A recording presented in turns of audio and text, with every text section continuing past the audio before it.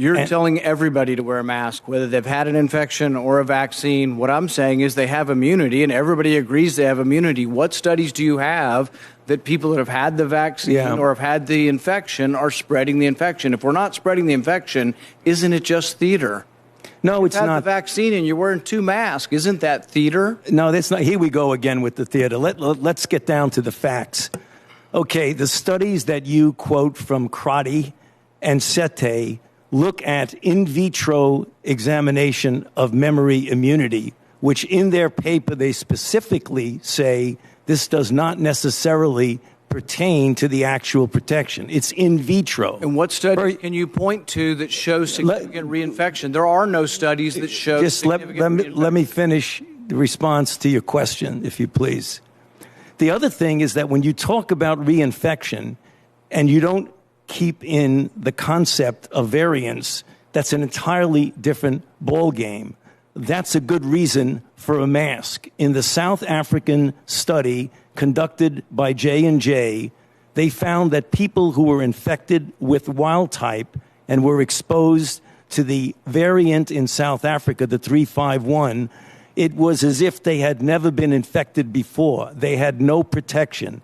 So when you talk about reinfection, you've got to make sure you're talking about wild type. I agree with you that you very likely would have protection from wild type for at least 6 months if you're infected. But we in our country now have variants that are circulating. What study shows significant reinfection, hospitalization, and death after either natural infection or the vaccine? It doesn't exist. There is no evidence that there are significant reinfections after vaccine. In fact, I don't think we have a hospitalization in the United States after the 2-week period after the second vaccination. We don't have a death in the United States. You're not hearing what I'm saying about variants. We're talking about wild type versus variants. And what proof is there that there are significant reinfections with hospitalizations and death from the variants? None in our country. Zero. Because we don't have a prevalent of a variant yet. We're having one. Can I finish?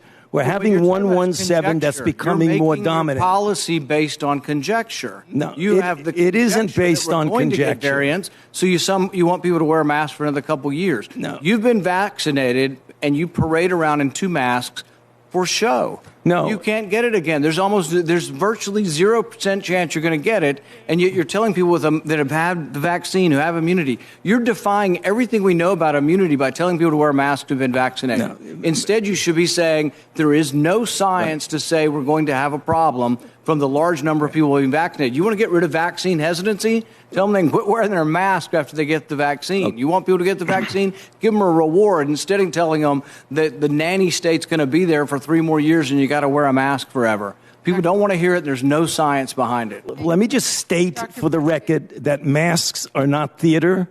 Masks are protective. And we have immunity there, theater. If you already have immunity, you're wearing a mask to give comfort to others. You're not wearing a mask because of any science. I totally disagree with you. If you could respond to the question so that we could all understand the difference between the vaccine in controlling the wild type versus the variants that are out there and the reason for wearing a mask, I'd appreciate it. First of all, when you have a variant, you have an immunity that you get with convalescent sera and the same sort of thing. If I vaccinate you or me against the wild type, you get a certain level of antibody that's specific for a particular viral strain.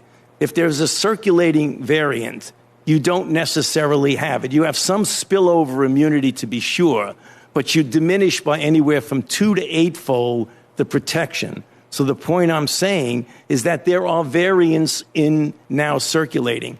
The point that Senator Paul was making was that if you look at wild type only, there is some clear-cut credence to what he's saying. But we are living right now in a situation where we're having a dominance of 117, which was the original UK.